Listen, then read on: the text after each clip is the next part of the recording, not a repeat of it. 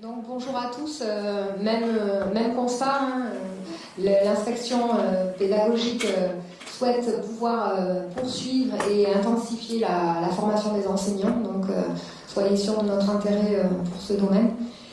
Et donc c'est avec grand plaisir qu'on participe cette année encore à cette journée organisée par la PHJ, qu'on remercie, sur la thématique des transitions.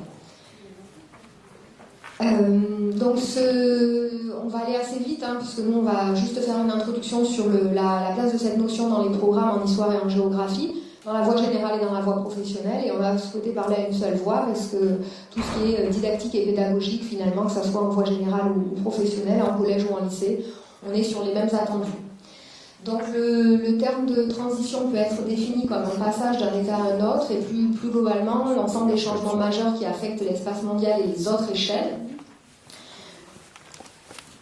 Peut-être avant de débuter, d'entrer plus précisément dans le thème, je renouvelle le message qu'on vous a fait hier concernant les événements tragiques qui ont eu lieu à Arras le 13 octobre dernier. Là encore, hein, vous pouvez compter sur notre soutien pour toutes les situations que vous pourriez vivre dans vos classes, et on souhaite vous remercier par rapport aux valeurs que vous véhiculez au quotidien dans vos classes. Soyez sûrs du soutien qu'on vous apporte et plus particulièrement aux enseignants d'histoire-géographie, parce qu'on sait que voilà, vous avez aussi des craintes, où vous êtes les premiers à transmettre ces valeurs de la République, et souvent ça vous donne une charge qui est plus importante, mais on vous remercie pour tout ce que vous pouvez transmettre à vos élèves en termes de savoir scolaire et académique, mais aussi en termes de savoir-être ensemble, tout ce qui permet aux élèves de faire société. Donc on vous l'a déjà dit à plusieurs reprises, mais on tenait à vous le dire au niveau d'inspection et en présentiel. Alors si on reprend sur le thème de la transition, c'est un terme qui a été médiatisé assez récemment, hein, qui est souvent associé à un adjectif. On parle de transition démographique, de transition urbaine, de transition économique, de transition sociale, écologique, et puis aussi de transition épidémiologique.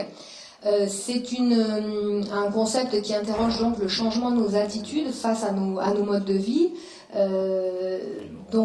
C'est un concept qui émerge dans le débat public suite au Grenelle de l'environnement, mais qui est aussi de plus en plus présent dans nos programmes scolaires, en géographie bien sûr, mais aussi en histoire. Donc je l'ai dit en introduction, hein, c'est un changement, c'est un passage d'un état à une autre, d'une situation ou d'un contexte à un autre, qui est souvent marqué par des ajustements progressifs, par des étapes intermédiaires. Et l'idée, c'est de pouvoir quand même présenter ce concept à la fois comme une menace, mais aussi comme un progrès, une finalité, quand on parle par exemple des transitions écologiques. L'idée en tout cas, c'est de permettre aux élèves de prendre de la distance par rapport à des éléments d'instabilité, pour éviter les effets anxiogènes et pour leur permettre d'avoir de l'esprit critique par rapport aux événements qu'ils vivent dans leur quotidien. Donc notre idée aussi, c'est de traiter ce concept dans une idée d'incitation à l'engagement, à la réflexion et au raisonnement, comme tous les autres concepts d'ailleurs. Alors, si le thème est souvent associé au programme de géographie de seconde, hein, où on est sur justement un monde en transition, le terme de transition, il peut être associé à d'autres situations géographiques, à des situations d'apprentissage qu'on peut trouver dans d'autres niveaux de classe, que ce soit au collège ou au lycée, et aussi en histoire. Donc, bien évidemment, on l'associe au programme de seconde, mais on peut aussi l'associer à d'autres programmes.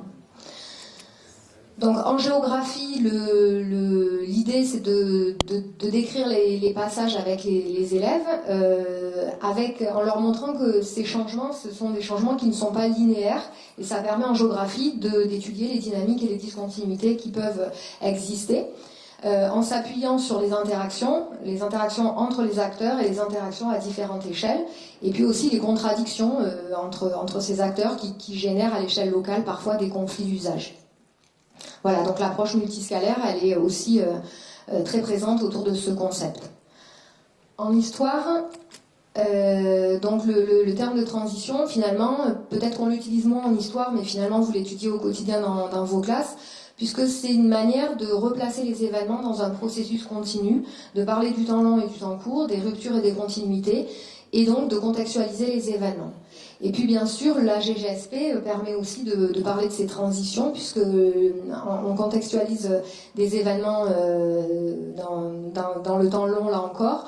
On permet aux élèves de saisir les causes et les conséquences des changements dans la société et de les sensibiliser aux enjeux contemporains qu'on retrouve dans les thèmes de première ou de terminale, que ce soit la démocratie, les puissances, les frontières, toutes les thématiques que vous étudiez sur l'enseignement spécialisé.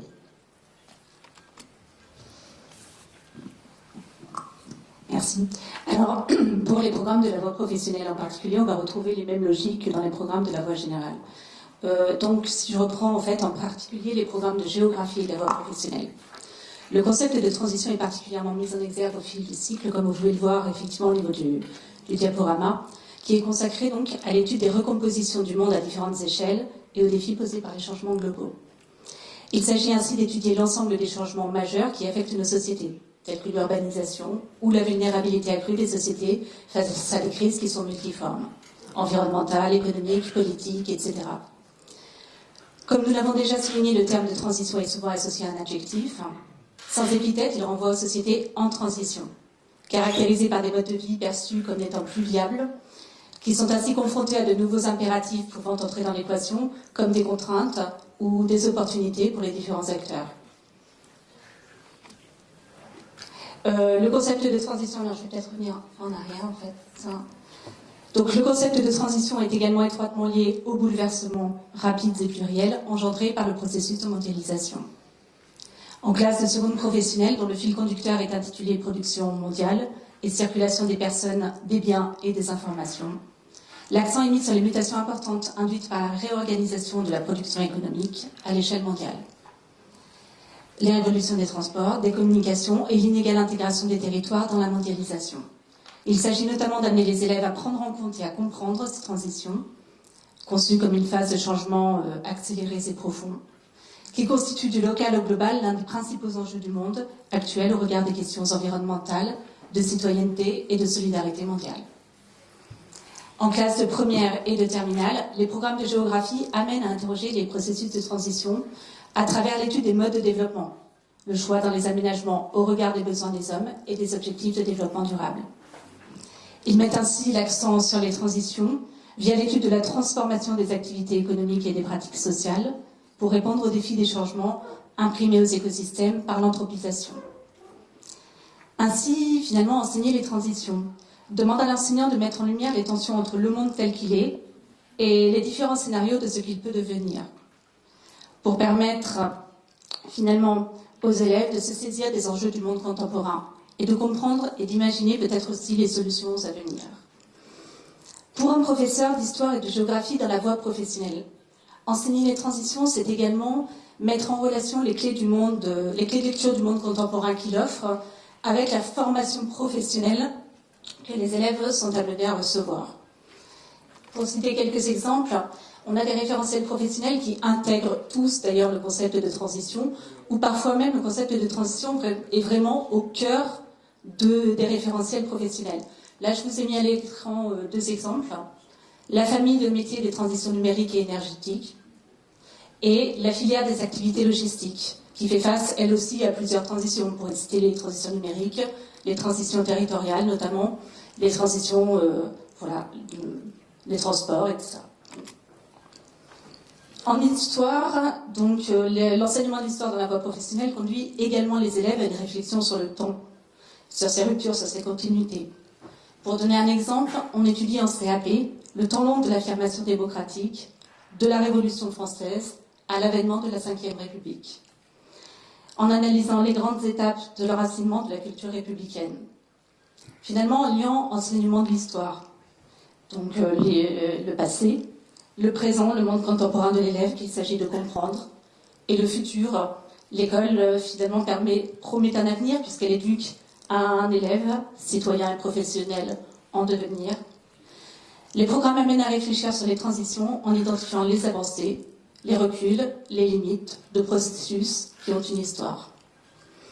Enfin, interroger les transitions en EMC, c'est interroger un terme devenu courant dans le débat public, et le fait qu'en définitive, là où les transitions renvoient à des choix politiques, eux-mêmes pluriels à chaque échelle. Ainsi, l'étude du concept de transition amène les élèves à finalement réfléchir aux nombreux défis auxquels font face les sociétés démocratiques dans un contexte international en pleine recomposition, traversé par des crises de nature et d'ampleur nouvelle. Je laisse la parole peut-être. Oui, alors après se pose la question donc des transpositions didactiques et pédagogiques avec les élèves. Je pense que l'étude de cas est un moyen aussi d'étudier ce concept de transition en entrant dans une géographie ou une histoire plus concrète pour les élèves. Ça leur permet, à partir de cette méthode inductive, de comprendre les complexités des changements historiques et géographiques qui affectent nos sociétés ou qui ont affecté les sociétés.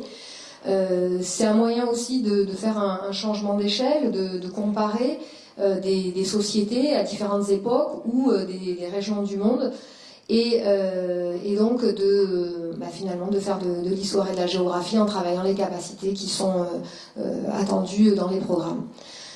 Voilà, donc mettre en relation les transitions du passé avec les enjeux actuels, c'est pour nous un moyen d'éveiller la curiosité des élèves et de développer leur raisonnement et leur esprit critique. Donc on est tout à fait dans les finalités de l'histoire-géographie au collège, au lycée, en voie générale et en voie professionnelle.